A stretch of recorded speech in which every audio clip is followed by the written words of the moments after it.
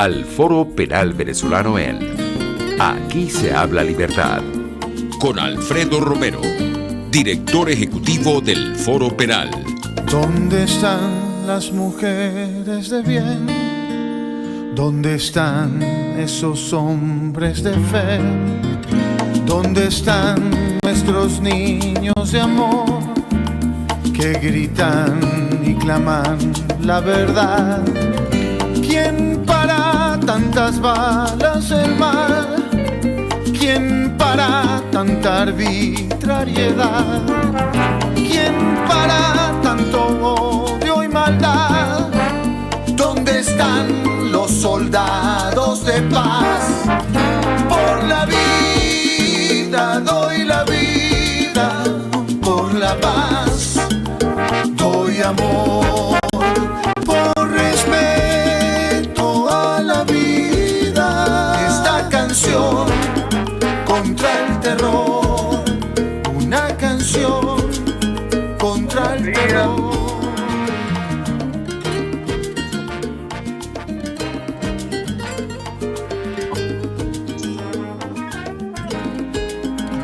¿Dónde están los aviones de papel que volaban? Buenos días a todos. Bueno, por aquí les habla Alfredo Romero. También estamos conectados vía Instagram a través de Alfredo Romerón. Y en RCR estamos conectados a través de Periscope, RCR 750M, y lo mejor es vernos a través de rcr.tv, donde por aquí también me voy a conectar para poder responder algunos de los comentarios. Si tienen algún comentario. Bueno, primero, siempre nuestro agradecimiento a RCR en la dirección de Jaime Nestares, en la gerencia general Willy Zarcaya, en los controles César Arteaga y en la producción Catherine. Está con nosotros, como pueden ver, los que están conectados a internet, pues vía rcr.tv, Gonzalo Viñoso, vicepresidente del Foro Penal, y también tenemos con nosotros a un invitado importante, que es una pieza muy importante del Foro Penal, que es nuestro coordinador legal internacional, Julio Enríquez. Tenemos hoy varios temas en los cuales vamos a comentar. Pues vamos a referirnos al reporte de represión. Vamos a referirnos al reporte de represión del Foro Penal de marzo de este año, pues acaba de ser publicado el día de ayer, donde hay referencia pues a la situación que estamos viviendo en Venezuela, particularmente en lo que respecta a las detenciones arbitrarias que han ocurrido en estos días. Y también vamos a referirnos a un tema que es muy relevante. Es el tema relacionado con venezolanos detenidos, que para eso tenemos a Julio Enríquez acá y para discutir también de otros temas. Él se encuentra en Estados Unidos, en Boston, y por eso él ha llevado varios casos con apoyo también de los equipos del Foro Penal sobre venezolanos detenidos por la inmigración de los Estados Unidos, que pues por consecuencia de la situación en Venezuela han salido de esa forma, que lamentablemente han tenido que salir muchos venezolanos por la frontera y terminan pues encarcelados, privados de libertad en los Estados Unidos, y una sanitaria que queremos también discutir con Julio Enríquez. Bueno, primero que todo quiero saludar a Gonzalo. Gonzalo, ¿cómo estás? Hola, está yendo en la cuarentena. Le decía a Gonzalo que tiene la suerte de que no tiene que cortarse el pelo como yo, que con la cuarentena pues no podemos buscar a peluquero.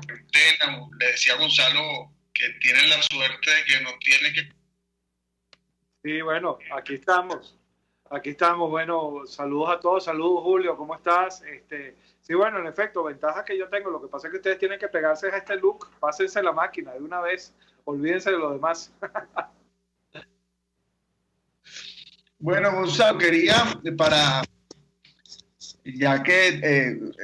pues para arrancar los temas, si nos puedes resumir lo del reporte de represión y también comentarlo con Julio para luego, en la segunda parte, referirnos al tema de los venezolanos que se encuentran detenidos en inmigración. ¿Qué nos tienes allí el reporte de represión? ¿Nos puedes dar un resumen a todos del reporte de represión del Foro Penal? Y las partes, pues, quizás más emblemáticas, ¿no? Bueno, fíjate, nosotros tenemos registrados, me perdonan si me volteo, es que tengo la información aquí de este lado, arrestos acumulados desde el 1 de enero de 2014 hasta ahora son 15.333. Nos referimos, por supuesto, a arrestos arbitrarios, arrestos con motivaciones políticas, ¿no? Al día de hoy tenemos 335 presos registrados en el Foro Penal como presos políticos. Esa es la cifra, el número que manejamos en este momento. Y tenemos también 9.101 personas sujetas a medidas cautelares, es decir, restringidas también en su libertad, pero bajo lo que se denominan las medidas cautelares, es decir, no están presas, pero tienen, por ejemplo, que presentarse periódicamente ante los tribunales, tienen prohibición de salida del país, tienen restricciones a sus derechos, etcétera. Me llama mucho la atención, Alfredo, de estas cifras de represión que acabamos de publicar en nuestro reporte. Está en la página web del foro, por cierto, quien quiera revisarlo es www.foropenal.com, que ha aumentado el número de mujeres presas políticas últimamente. Tenemos 16 al día de hoy. Habíamos bajado esa cifra, pero lamentablemente esta cifra ha vuelto a aumentar, ¿no? Todo producto de este esquema de represión que tenemos, si no me falla la memoria, Alfredo, solamente desde que empezó la cuarentena se han producido 53 nuevos arrestos por motivos políticos. Es decir, la represión, como decimos acá, no está en cuarentena, la represión continúa, se mantiene, ¿no? Y sigue este esquema delicado, difícil, de manejo de la situación con respecto a la pandemia. ¿Por qué? Porque seguimos sin ver que con respecto a los centros de reclusión nacionales se tomen las medidas de prevención, de tratamiento, de asistencia médica que se necesitan en situaciones como esta para los reclusos. Ya la Organización Mundial de la Salud, la Comisión Interamericana para los Derechos Humanos, incluso la ONU, la Oficina de la Alta Comisionada, han dictado unos lineamientos, han hecho unas sugerencias sobre cómo se debe tratar este tema de la pandemia en los centros de reclusión, y la verdad es que más allá de suspender la visita de familiares y abogados, no se ve en los centros de reclusión en Venezuela que se hayan tomado medidas verdaderamente significativas, importantes y sobre todo eficaces para evitar que esta pandemia afecte a quienes están privados de su libertad en los centros de reclusión. Y no me refiero solo, por cierto, a los presos políticos, me refiero a la población reclusa en general, que en Venezuela es bastante alta. En algunos centros de reclusión registramos incluso índices de hacinamiento que superan el 300%, lo cual hace virtualmente imposible que las personas puedan evitar el contacto entre sí, lo cual evidentemente es muy peligroso. La gente nos ha dicho muchas veces, bueno, pero es que los presos están ahí, están aislados del resto de la sociedad y entonces es más difícil que se contagien. Bueno, eso es una verdad a medias. ¿Por qué? Porque en esos centros de reclusión trabajan custodios, trabaja personal administrativo, trabaja personal directivo, que sí entra y sale de las prisiones. En consecuencia, con que solo una de esas personas llegue a un centro de reclusión contagiada de coronavirus y de alguna manera lo pase a uno de los reclusos, pues se puede presentar una situación verdaderamente dantesca. El Foro Penal, por cierto, ha solicitado medidas cautelares de protección, una ampliación de las medidas cautelares de protección que ya se habían dictado a favor del resguardo de la salud de los presos de Ramo Verde, pero esta vez a todos los demás presos políticos, y estamos esperando respuesta de la Comisión Interamericana sobre ese particular. Sí, bueno, como decíamos, y creo que es importante resaltar esto, Gonzalo, en el reporte de represión se hace referencia, porque es hasta el 7 de abril, de 50 detenciones desde que comenzó o desde que se verificó el primer caso de coronavirus en Venezuela, pero ya el día de hoy estamos en 54 detenciones políticas.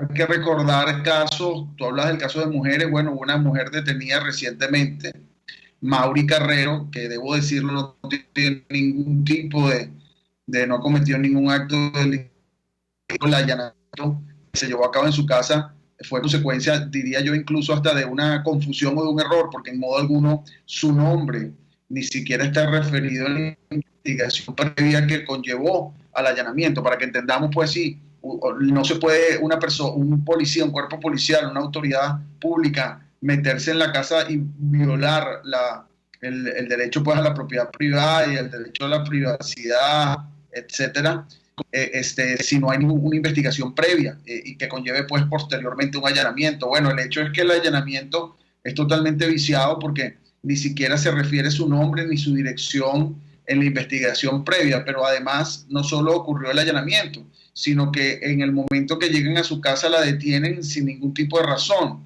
Y hoy en día se encuentra privada de libertad en el DGCIM, el Foro Penal la representa, y pues este es un caso que seguimos insistiendo que debe producirse su libertad. Bueno, Julio, Enríquez está desde Boston, desde los Estados Unidos, y quería, antes de entrar en este tema para el cual te tenemos acá, sobre los temas de inmigración, yo quería oír también tus comentarios sobre estas privaciones de libertad que ocurren en Venezuela y este aumento pues de las detenciones políticas en medio del coronavirus. Tú que vives en los Estados Unidos y que sabes pues que un lugar donde se respetan pues las leyes y los procedimientos, ¿qué opinión tienes sobre esto? Y después entramos pues en el tema inmigratorio, evidentemente, donde hay privaciones de libertad que tú también puedes discutir sobre las ilegalidades o no allá de ese tema, ¿no? Bueno, no, un gusto saludarlos a ambos. ¿Cómo está la cosa? Con relación a lo que plantean de las detenciones en Venezuela, una cosa que pues genera la situación de pandemia que nos pone a todos de cabeza es que le brinda herramientas adicionales a los gobiernos autocráticos para aprovecharse, ¿no? Y por supuesto, gobiernos autocráticos como el que tenemos en Venezuela, pues se aprovechan inmediatamente de este tipo de situaciones y aumentan su represión, aumentan su persecución, y es exactamente lo que estamos viendo en Venezuela. Es una situación, pues, realmente no genera, yo creo, mucha sorpresa que la naturaleza pues del gobierno pues reaccione de esa manera ante la pandemia. Sí, bueno, fíjate, el día de mañana, por cierto, estamos con los equipos defensores activos, que son voluntarios, que es otro tema importante para que veas cómo toda esta situación de la pandemia influye de una manera mucho más grave en lo que respecta a los presos políticos. El día de mañana estamos apoyando con defensores activos el traslado de alimentos y medicinas a diferentes centros de reclusión, porque pareciera, fíjate, Julio y Gonzalo, que la pandemia tuviese que ver en algo con la escasez de gasolina. Y la escasez de gasolina no tiene nada que ver con la pandemia ni una ni la otra. Es decir, simplemente hay escasez de gasolina, todo lo contrario, existiendo una situación de pandemia y de crisis humanitaria, más bien debería haber más gasolina, más suministro de gasolina para aquellas personas que se tienen que trasladar. Evidentemente, hoy día hay un sistema de salvoconductos para determinados funcionarios, para personas del sistema médico, pero sabemos que hay unas colas terribles en ese sentido, y la verdad es que hay muchas personas que en algún momento se tienen que trasladar, incluyendo los que tenemos y los que tienen que comprar comida o medicinas para alimentarse, porque ¿cómo haces tú para trasladarte si a lo mejor el lugar donde tienes que comprar comida te queda muy distante a donde tú vives? Pero más allá de eso, ¿cómo haces tú para trasladarte, buscar comida, medicinas y llevarlo a las cárceles donde hay ciudadanos, personas, seres humanos que deben comer, que requieren de medicinas, que requieren incluso de agua, y pues no tienes la gasolina y no tienes un salvoconducto y no tienes la forma de trasladarte? Entonces hay que, estos defensores activos, unos que tienen gasolina, otros que tienen un vehículo que no han utilizado, entonces tratar pues de entrar dentro de este proceso de obstáculos y restricciones a los efectos de llevar algo tan lógico y simple y que más derecho humano que ese, que es a la integridad física, a la vida, que es el alimentarse. Entonces tienes un problema porque no puedes trasladarte para llevarle el alimento necesario a los presos políticos, ¿no? No, y no solo eso, Alfredo, sino que aunque tuvieras la gasolina para movilizarte, que no es el caso, y así nos lo han reportado muchísimos de los familiares de los presos políticos, tienes obstáculos de movilización, tienes alcabalas, tienes restricciones, sabemos que se han llevado incluso a gente detenida o retenida, como dice la autoridad, este término ilegal que utilizan, por el simple hecho de estar en el lugar equivocado, en el momento equivocado, pero solamente tratando de satisfacer o sus propias necesidades o las necesidades como ocurre en estos casos de un tercero, ¿no? Entonces, sumado a el tema de la pandemia, como bien tú dices, tenemos una crisis estructural de abastecimiento general, porque abarca gasolina, abarca alimentación, abarca medicinas, que está afectando gravemente a las personas que están recluidas en las cárceles de Venezuela y muy especialmente a los presos políticos, ¿no? Es muy difícil esta situación. Ciertamente, bueno, tenemos varios operativos de defensores activos, de voluntarios del Foro Penal, que están tratando de ayudar a los familiares en esta situación, pero no ha sido fácil. Es una carrera definitivamente de obstáculos lo que estamos enfrentando en este momento. Sí, bueno, creo que tenemos que ir a un corte, Catherine, si no me equivoco, más o menos ya son las 11:20. Queríamos ir a un corte para entonces entrar en el próximo espacio con Julio Enríquez para hablar sobre los temas de inmigración en los Estados Unidos, pero más allá de inmigración, perdón, de las personas detenidas en inmigración. No vamos a hablar de temas de inmigración y de trámite, sino de un grupo importante de venezolanos que han logrado ser liberados con, por cierto, apoyo de Julio y de varios activistas del Foro Penal Internacional, pero muchos de ellos que también se encuentran privados de libertad. Son más de 100, por lo menos 160 personas que creo que están verificadas privadas de libertad. Bueno, tenemos que ir a un corte y ya regresamos, entiendo, ¿o no? Usted escucha al Foro Penal Venezolano en Aquí se habla libertad, solo por rcr.tv, la radio que se ve. Sintonícenos a través de Periscope, @RCR750, la radio que se ve. En RCR somos vanguardia. Toda la programación de tu RCR también la puedes seguir a través de la internet. Audio y video en tiempo real, noticias y mucho más. No te pierdas ni un segundo de nuestra programación. No hay excusa ni cadena que valga para que dejes de escucharnos. Ingresa a rcr.tv, la radio que se ve. ¿Vas a emigrar a otro país? Trámites Legales Express. Expedimos, legalizamos y apostillamos tus documentos para el exterior. 0424-249-0332. Pregunta por Salvatore y l'originale. Trámiteslegalesexpress@gmail.com. La solución en tus manos. RCR 750 AM. Porque lo bueno une.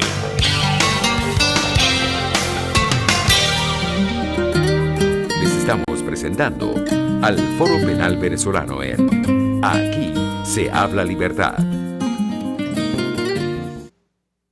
Bueno, aquí seguimos. Está Gonzalo y mío con nosotros, y está Alfredo Romero quien les habla. Y vamos ahorita a hablar con Julio Enríquez, quien es coordinador legal internacional del Foro Penal, que quiero que nos cuentes estas historias, Julio, de que conoces y que has atendido, de venezolanos que se encuentran detenidos, que han sido liberados, y los que se encuentran detenidos en las cárceles de inmigración venezolana. Cuéntanos esa historia que muy pocas personas conocen. ¿Cómo es el proceso? ¿Cómo es esos venezolanos?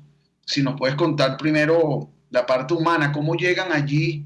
¿Cómo viven allí? ¿Cuánto tiempo han estado? ¿Y cómo se han obtenido esas liberaciones? Y bueno, y después hablar un poco también de la parte jurídica, pues.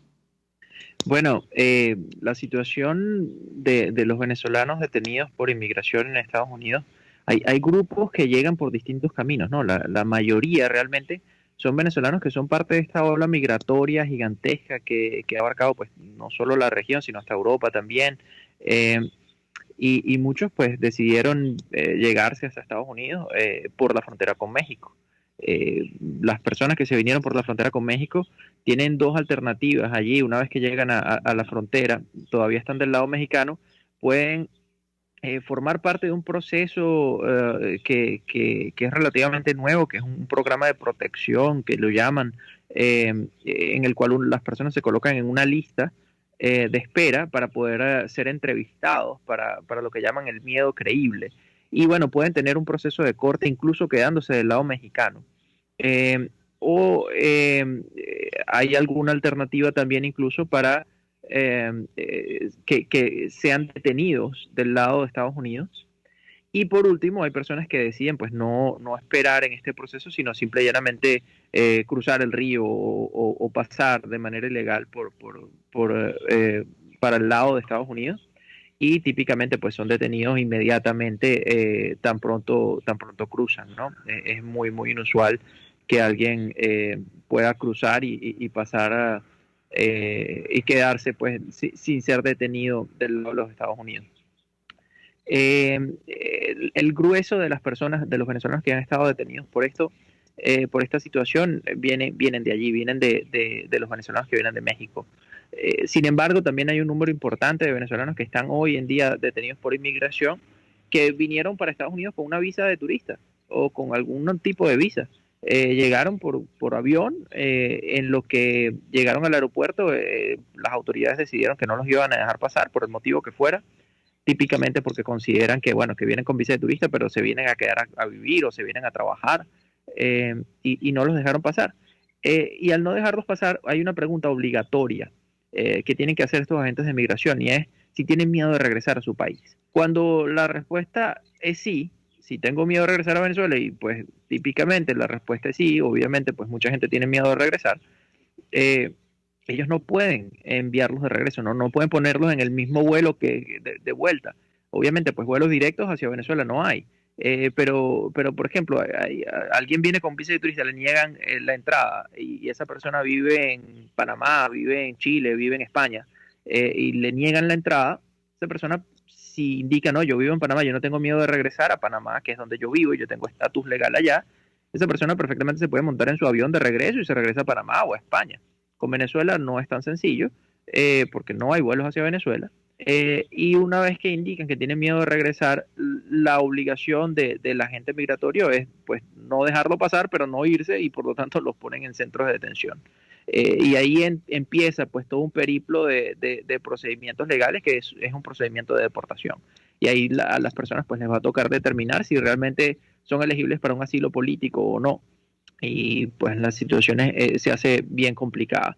También hay un grupo de personas que están detenidas, que no son de los que vinieron por frontera, ni los que vinieron por avión, sino gente que tiene mucho tiempo acá en Estados Unidos, que por algún motivo ha perdido su estatus migratorio acá en Estados Unidos, y que son detenidos por inmigración, a veces sin cometer ningún delito en lo absoluto, simple y llanamente en un punto de chequeo de inmigración, o que sobre todo cerca de las fronteras de Canadá y de México hay muchos centros de chequeo, o también personas que cometieron algún delito, y al haber cometido un delito pues entran son detenidos por las autoridades penitenciarias, una vez que resuelven su proceso penitenciario, en lugar de ser soltados a la calle, pues son transferidos a inmigración. Hay muchísima gente que en este proceso tiene más de un año tras las rejas. Tenemos un caso que a mí emocionalmente pues me afecta mucho, que estoy muy en contacto con la mamá de él. Es un chico que se llama Andrés, que está detenido en un centro de detención en Florida. Él tiene 20 años, pero cuando lo detuvieron tenía 18. Un chico que no ha cometido nunca ningún delito. Estaba montándose en un autobús cuando empezaron a revisar documentación de todas las personas, y al identificar que él no tenía estatus, pues lo detuvieron. Cumplió su cumpleaños 19, lo pasó en prisión, su cumpleaños 20 lo pasó en prisión, y bueno, estamos esperando que ojalá pronto pueda ser liberado. Así como Andrés, pues hay un número importante de personas. Pero una cosa importante que hemos visto es que, sobre todo a raíz de la pandemia y bueno, un par de meses para acá, muchos de los migrantes venezolanos han venido siendo liberados. Creemos que más del 50%, y estas son cifras que vienen de la Embajada de Venezuela, de los representantes de la Embajada de Venezuela acá en Estados Unidos, que indican que Más del 50% de los venezolanos que han estado detenidos por inmigración ya han sido liberados, pero solo apenas por encima del 50%. Quiere decir que todavía quedan, según cifras de la embajada, más de 500 personas. Según cifras que nosotros hemos podido verificar, como habías indicado, Alfredo, hay más de 100 personas. Y hay un grupo bien específico de esas personas que nosotros estamos tratando de ayudar a liberar, que son quienes tienen ya una orden de deportación, personas que pidieron asilo, pidieron todo lo que podían pedir en su proceso de inmigración y perdieron. No pudieron obtener asilo, no pudieron obtener ningún alivio migratorio. Le dijeron, no señor, usted tiene aquí su orden de deportación, pero como no hay vuelos hacia Venezuela, no lo pueden deportar. Tiene una orden de deportación que no la pueden ejecutar y se quedan presos. A esas personas justamente es a las que estamos ayudando. Nosotros consideramos que luego de 90 días de que se emite la orden de deportación, si no lo pueden deportar, ya la detención se convierte en arbitraria. Y muchas veces las mismas autoridades así lo reconocen y los liberan, pero muchas veces también por cuestiones burocráticas a lo interno, en distintos centros de detención hay personas que tienen muchísimo más de 90 días desde que se dictó su orden de final de deportación y todavía siguen allí tras las rejas. Esas son las personas que estamos tratando de ayudar a liberar. Julio, una pregunta que me hacen, que bueno, tiene que ver con esta situación. Varios venezolanos estaban en Estados Unidos al momento de estallar toda esta situación de pandemia y cuando empezaron a bloquearse los aeropuertos en situación de turismo y sin intenciones de quedarse allá en Estados Unidos. Sencillamente estaban en un viaje de turista o en un viaje de negocios, pensaban regresar y en este momento pues evidentemente no pueden regresar. ¿Cuál es el estatus de esas personas? ¿Qué deben hacer ellos? ¿Cuál es la situación de esos ciudadanos? Porque tienen miedo, dice, caramba, si se me vence el plazo aquí de estadía como turista o de estadía con mi visa de negocios, por ejemplo, ¿puedo ser detenido? Esa es una pregunta que nos hacen mucho. ¿Cuál es la situación de ellos en particular? Bueno, es muy inusual que detengan a una persona que se le venció el estatus simple y llanamente por el vencimiento del estatus, pero sí hay un proceso que es urgente que hagan todas las personas que están en esta situación, que es una solicitud de extensión de estatus. Y esto es una situación bien complicada porque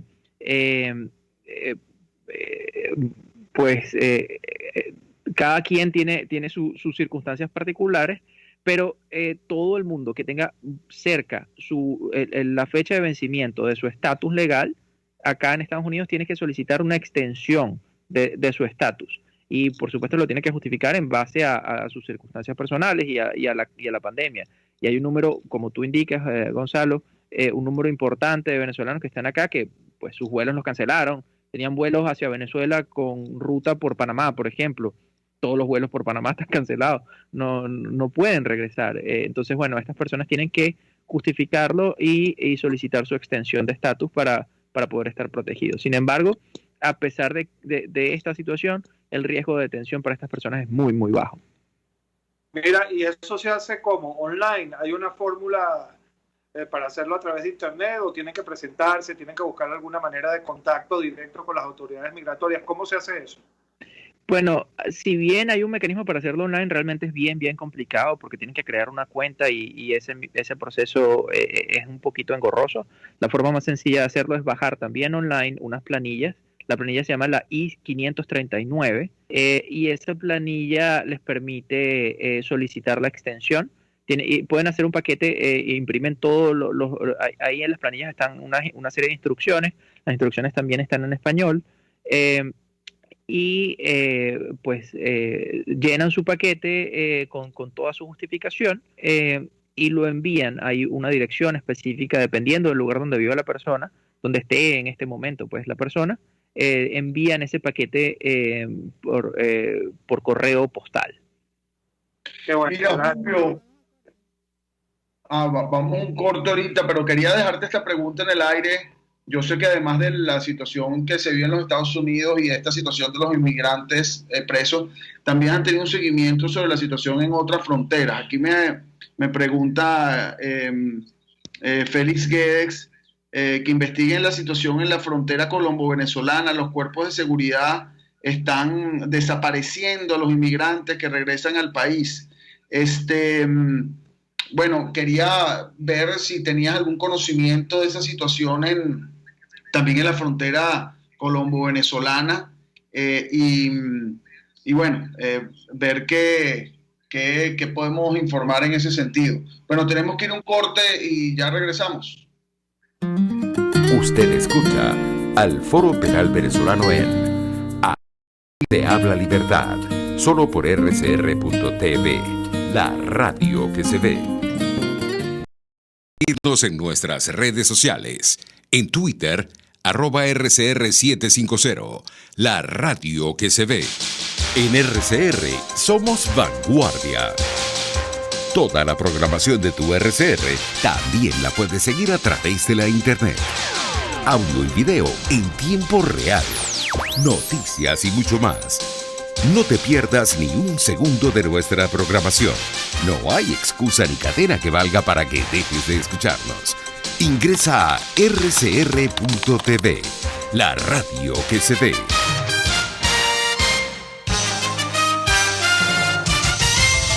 Informe RCR presenta titulares. El subsecretario de la Oficina de Asuntos del Hemisferio Occidental del Departamento de Estado de Estados Unidos, Michael Kozak, reiteró que su país no negociará con Maduro.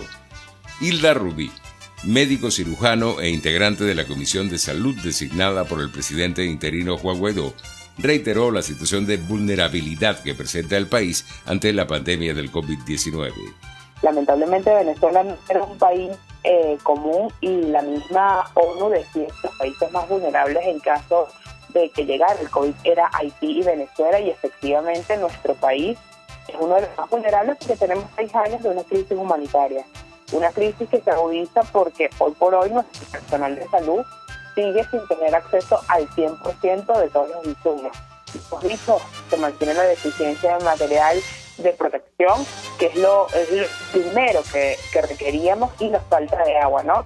Cuando tú sigues evaluando el análisis de los hospitales, todavía es intermitente el tema del agua y la deficiencia se mantiene ahí, tomando en cuenta que el lavado de manos es fundamental para combatir esta pandemia, ¿no? Cuando vemos también que se mantienen las deficiencias del sector salud con el tema de desinfectantes, de cloro, de jabón, tú revisas y eso es así, se mantiene esta deficiencia. En el sistema de agua potable, el tema de la falla eléctrica, a nivel nacional hemos visto y se han reportado distintos estados donde es intermitente la presencia de energía eléctrica, las distintas fallas de combustible que nos cuesta al personal de salud poder acudir a nuestros trabajos a brindar salud dentro de las limitaciones. Esto es una realidad y eso se mantiene. Colsecomercio estima que para mayo ya las empresas pequeñas van a necesitar ayuda para poder mantenerse por el impacto de la crisis del nuevo coronavirus. En internacionales, a 100 ascendió la cifra de fallecidos en Argentina por el COVID-19. Y en los deportes, el Tour de Francia da por hecho que no podrá celebrarse en las fechas previstas del 27 de junio al 19 de julio por la pandemia del COVID-19. Les habló Argenis Barreto.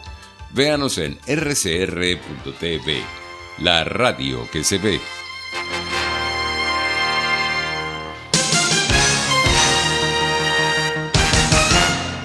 Serovka es una empresa que cuenta con un equipo de físicos, médicos, ingenieros, arquitectos y técnicos que brindan protección y seguridad radiológica a todas las clínicas. Serovka también ofrece capacitación al personal médico, técnico y de enfermería, así como la divulgación científica a pacientes sobre radioterapia, medicina nuclear y radiodiagnóstico. www.serovka.com y en las redes @Serovka. Serovka, empresa líder en protección radiológica con cobertura en toda Venezuela, América Latina y el Caribe.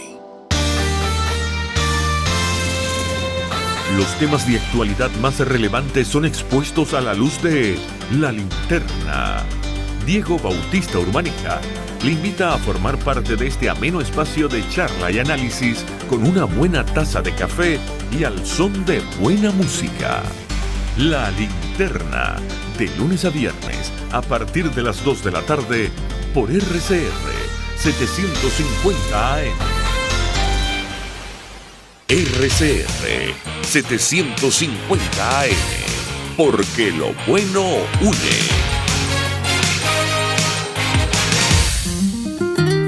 Les estamos presentando al Foro Penal Venezolano en Aquí se habla libertad.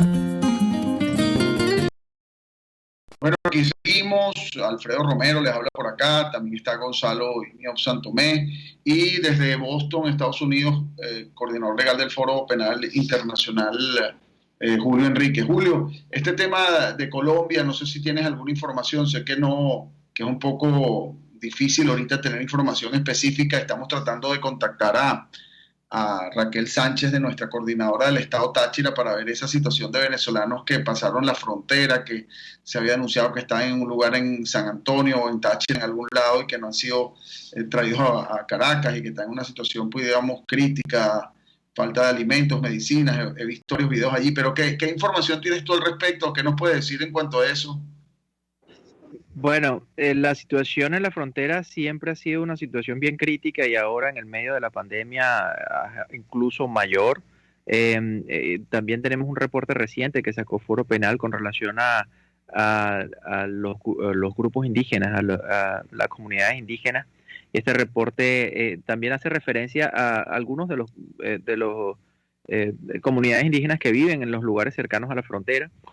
Sabemos de un acontecimiento que ocurrió no hace mucho en la Guajira, en la cual también hubo enfrentamientos allí, hubo represión bien severa. Sabemos que la situación en la frontera es una de las cuestiones más complicadas de chequear, porque son lugares de muy difícil acceso. En el medio de esta pandemia, pues por lo que estaban describiendo la complicación de obtener un salvoconducto para poder ir a chequear la situación y para poder incluso tener gasolina para llegar hasta el sitio, se hace bien complicado, y eso hace que unas zonas que tradicionalmente han sido de difícil acceso se hagan de mucho mayor difícil acceso, y por lo tanto un caldo de cultivo allí para que ocurran cuestiones muy oscuras. Mira, Julio, tengo aquí unos comentarios que por la rcr.tv en YouTube, de algunas personas que quería responder, ¿no? Para aprovechar también esta participación. Me preguntan aquí, que tú hablabas de la planilla, creo que es 1539. Dicen que si es realmente, si no es más efectivo buscar un abogado, si realmente esa planilla es fácil llenarla, si es algo que las personas pueden hacer por su propia cuenta. Bueno, pues hay algunos elementos allí, dependiendo de qué tan versada sea la persona con los procesos burocráticos en Estados Unidos. De los procesos migratorios que se pueden hacer, este es uno de los más simples. La planilla es I-539. Sin embargo, también tienen algunos elementos que hay que tomar en cuenta, sobre todo porque cuando uno hace este tipo de aplicaciones, uno tiene que tener una cierta noción de qué es lo que está esperando Inmigración escuchar para poderlo aprobar y para que todo salga bien, ¿no? Realmente este proceso en particular no es de los más complicados, pero sin duda, pues el apoyo a un abogado de inmigración puede hacer todo el proceso muchísimo más sencillo.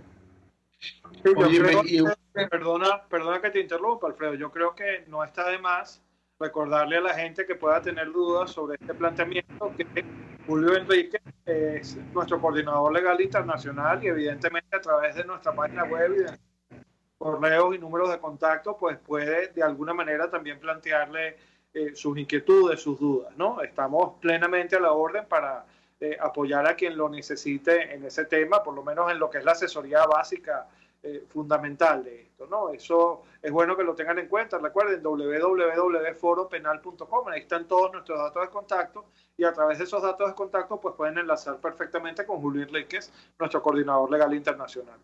Sí, porque hay otro tema, Julio, que preguntaban por aquí, que era ¿qué pasa con las personas que agotaron? Lo pregunta Emanuel.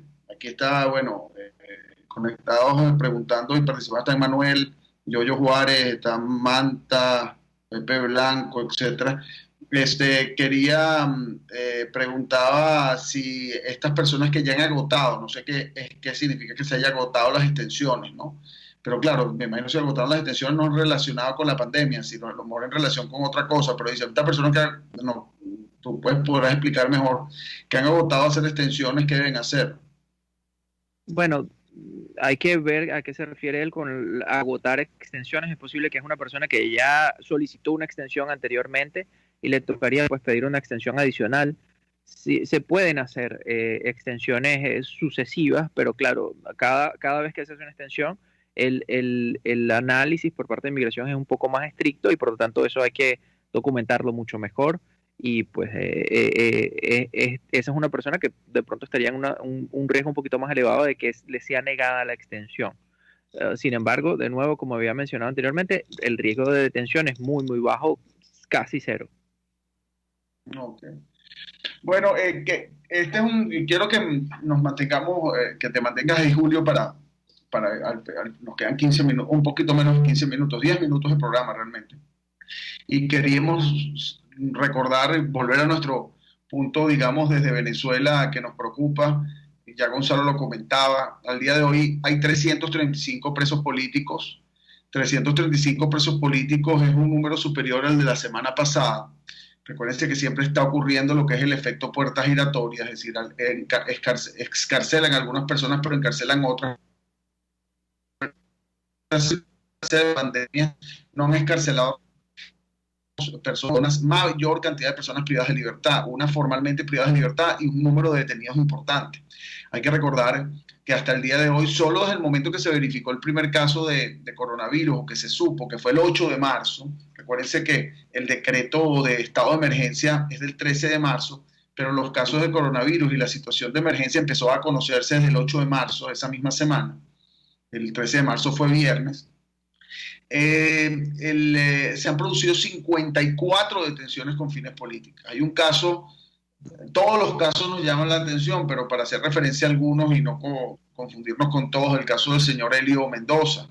No son casos, repito, todos relacionados con personas que hayan denunciado algo del coronavirus o que estén relacionados con el entorno de Juan Guaidó, como hay casos varios de detenciones, sino incluso personas que no tienen nada que ver con la situación de la pandemia, sino que reenviaron un mensaje de WhatsApp. Ya no se trata de un Twitter, ya no se trata de una publicación en redes sociales, sino mensajes reenviados de WhatsApp en tus grupos privados o personales.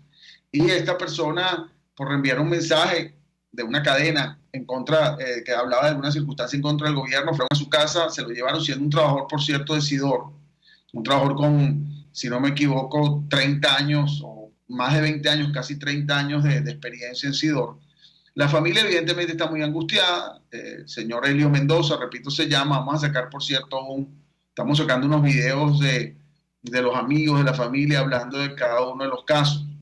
Y en este caso estamos sacando uno para que conozcan de la situación. Pero bueno, privado de libertad entre estos 53 decisiones políticas que no se justifican. Y una de las cosas que nos preocupa es utilizar o justificar más bien una situación de pandemia donde todo el mundo debe estar tranquilo, donde la paz debe ser lo que reine para que podamos todos pasar conjuntamente y de manera solidaria este proceso de crisis humanitaria. Pues entonces, como decía Gonzalo, la represión no tiene cuarentena. Hay detenciones arbitrarias. Repito, hay 3 grupos de detenidos, ¿no? Dentro de estos 53. Los podemos clasificar en 3 grupos. Un grupo de personas, sí, que han denunciado, que han señalado algo en relación con el coronavirus. Hubo, por cierto, el 12 de marzo la detención de 2 muchachos estudiantes por sacar un video al frente del Hospital Victorino Santa Ella.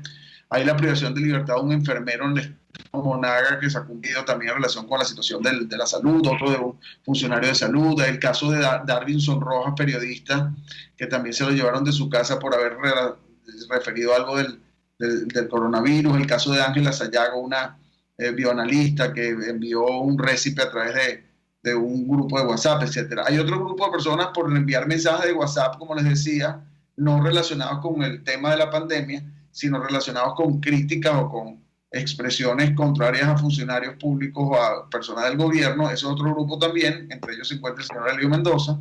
Y otro grupo que es relacionado con personas que están dentro del entorno directo de Juan Guaidó.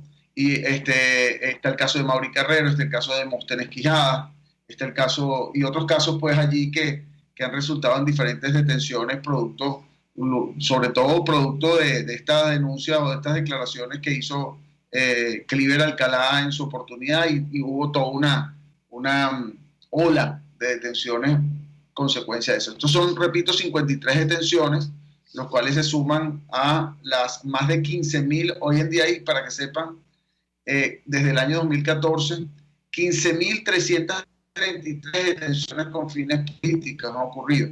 Ya Gonzalo refería además que no solo se trata de las 15.333 detenciones, que por cierto yo siempre agradezco y felicito y apoyo, pues como todo el equipo del Foro Penal, que ha trabajado más de 12.000 liberaciones. Al día de hoy hay 335 privados de libertad, pero ha habido más de 15.000 personas detenidas. Y el Foro Penal, solamente el Foro Penal, ha logrado más de 12.000 personas libres, ¿no? Que ciertamente se encarcelan, pero ciertamente también se liberan, y se hace un trabajo muy importante. Pero al final son 15.333 personas detenidas arbitrariamente. Y hay un número importante que son 9.101 personas que se encuentran con medidas restrictivas a su libertad. Quiere decir que, por ejemplo, el caso de estos dos muchachos que fueron detenidos, estudiantes, al frente del Hospital Victorino Santaella el 12 de marzo, por publicar un video en relación con la situación de salud de ese hospital, estas personas sí quedaron ya excarceladas, por eso esa palabra excarcelada, no liberada, excarceladas, pero se mantienen con medidas de presentación, medidas restrictivas a su libertad. Que otro caso, por ejemplo, de una muchacha que envió un mensaje en el estado, en Acarigua, estado portuguesa también, crítica al gobierno, un mensaje incluso directo, se hizo público ese mensaje. Ella, por enviar ese mensaje, fue inicialmente detenida, al día de hoy está encarcelada, pero tiene medidas restrictivas también a su libertad, tiene que presentarse ante un tribunal cada 15 días, así como otras medidas restrictivas, es decir, las personas quedan con medidas restrictivas. Y esa es la situación que se está viviendo en este momento en el país. Repetimos, como siempre, que no puede utilizarse la pandemia para justificar represión. Lamentablemente la represión ha sido algo sistemático en Venezuela, y pues seguimos insistiendo en que hay un poco de humanidad en relación con la situación que se vive en el país, de escasez de agua, escasez de luz, escasez de gas, pero además escasez de alimentos en muchas ocasiones, problemas ahorita, no sé si sabes, Julio, y hay incluso ocurriendo diferentes incendios en Caracas, que hay también situaciones donde las personas tienen problemas respiratorios, sé de casos, por el humo que hay. Bueno, una situación que se vive acá un poco realmente, por decirlo, extraña, ¿no? Dentro de todo. Bueno, nos quedan 3 minutos, no sé si tienen algo más que decir ya para concluir el programa. Sí, Alfredo, yo quería destacar un poco lo que había mencionado Julio de la situación de las comunidades y pueblos indígenas del país. Yo quiero invitar a todas las personas que nos están escuchando a entrar en nuestra página web y revisar ese informe preparado, por cierto, por Olmar Ortiz, nuestro coordinador de pueblos indígenas, en el que se destacan varias cosas que son muy preocupantes en relación a la manera en la que tienen estas comunidades que enfrentar el tema de la pandemia, es decir, están completamente desasistidos. A mí me llamaron poderosamente la atención de ese informe varias cosas. La primera es que, pese a que la mayoría de esas comunidades indígenas están en los estados que cuentan con los ríos más importantes de Venezuela, el agua potable escasea dramáticamente en esas comunidades. ¿Por qué? Bueno, porque las aguas de esos ríos, hablamos del río Caroní, del río Orinoco, etcétera, están contaminadas por el tema de la minería ilegal, y estas personas pues no pueden tomar directamente agua de esos ríos como normalmente y tradicionalmente lo habían hecho. Otra cosa que me llama mucho la atención es que estas comunidades indígenas tradicionales viven en territorios ancestrales que normalmente están muy separados, muy alejados de las capitales de los estados, que es en las que están o en donde están los centros de atención médica. Y trasladarse esas personas cuando tienen algún síntoma o alguna situación de salud que les pueda preocupar, que les pueda parecer coronavirus, a esos centros de atención que están tan distantes de ellos, pues les resulta sumamente difícil, ¿no? Y por otro lado tenemos la situación que a mí también me llamó mucho la atención, a la que están expuestos por el hecho de la existencia de grupos delincuenciales que básicamente están actuando libremente en esas comunidades y están tomando pues el control de todo lo que es la explotación de los recursos naturales de esa zona, realmente lo sitúa en una situación de bastante vulnerabilidad. Pero el llamado es a revisar el informe a quienes verdaderamente les preocupa esta situación de los pueblos indígenas tradicionales de Venezuela en todos estos estados, estamos hablando de Bolívar, Amazonas, Zulia, Monagas, etcétera, para que vean un poco cuál es la situación que ellos de verdad están viviendo y cuáles son las quejas y las demandas que ellos están en este momento realizándole al poder. Están en una situación bien difícil porque, imagínense, si en Caracas no hay gasolina, si en Caracas es difícil trasladarse, imagínense ustedes lo que significa para esas comunidades tan alejadas, tan desprotegidas, moverse de un lugar a otro para simplemente procurarse la subsistencia. Es algo bien complicado lo que están viviendo. Bueno, ya estamos concluyendo. Julio Enríquez desde Boston, Estados Unidos, coordinador legal internacional del Foro Penal, Gonzalo Imió, vicepresidente del Foro Penal, y quien les habla, Alfredo Romero. Bueno, muchas gracias por estar pendientes de este programa. Sabemos las dificultades también de conexión. Hoy no pude conectarme vía Twitter porque tenía aquí problemas de conexión y vía Instagram tampoco. Sin embargo, por lo menos podemos salir por esta vía. Y bueno, gracias por los comentarios que nos hacen a través de YouTube. Quiero decirles también, Gonzalo y Julio, que estamos tratando de preparar unos programas con intervención de varias personas en diferentes áreas que esperemos promocionar para el martes que viene, donde esperemos tener amigos en el área de derechos humanos internacionalmente. Estamos tratando de contactar de diferentes países para también comentar situaciones como, por ejemplo, un tema que les pedí a todos sus comentarios, si les parece, la impunidad, es decir, impunidad versus transición, cosas que han pasado en otros países. Es decir, si realmente supongamos que hay un proceso como se ha planteado, que no sabemos, de transición a diferentes lugares, a una transición democrática en Venezuela, si realmente qué pasaría con aquellas personas que de alguna manera han participado en crímenes de lesa humanidad, ese tipo de cosas, ¿no? Es una discusión que creo que es importante, sobre todo con los ejemplos de otros países, ¿no? También hay una situación, por ejemplo, que queremos discutir, Gonzalo, y tú te has llevado esos temas, los niños, ¿no? ¿Qué está pasando con los niños hoy día, que en cuarentena, en pandemia? Hay una discusión que creo que es importante. Los niños deben quedarse en sus casas atrapados allí, o deben dársele algún tipo de salida a un parque, a tomar algún tipo de aire. ¿Qué situación psicológica puede influir en estos niños que están ahí encerrados en sus casas, si realmente no hay algún tipo de solución a esa situación? Que pues ya estamos más de un mes en Venezuela, en otros países también. ¿Qué solución hay al respecto, ¿no? Y ¿qué garantía hay de que estos niños en esta situación de pandemia no vayan a sufrir una mayor, problema posterior a la pandemia por mantenerse ahí en sus casas? Otro tema muy importante discutir, Gonzalo, Julio, por ejemplo, imagínense ustedes la situación de violación o de agresiones de género, ¿no? Personas que fueron sometidas a agresiones previamente por las personas que viven en sus casas, sus parejas.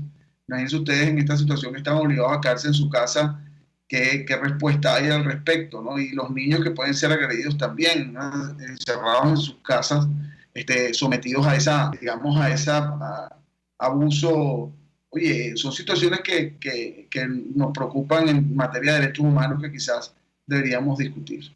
Bueno, tenemos que recortar el programa. Siempre culminamos con nuestro lema del Foro Penal, que siempre pedimos que todos repitan con nosotros, que es que no hay que hacer justicia por propia mano, pero está en nuestras manos que se haga justicia. Muchas gracias a los dos. Muchas gracias. Gracias. Un abrazo. RCR presentó al Foro Penal Venezolano en Aquí se habla libertad.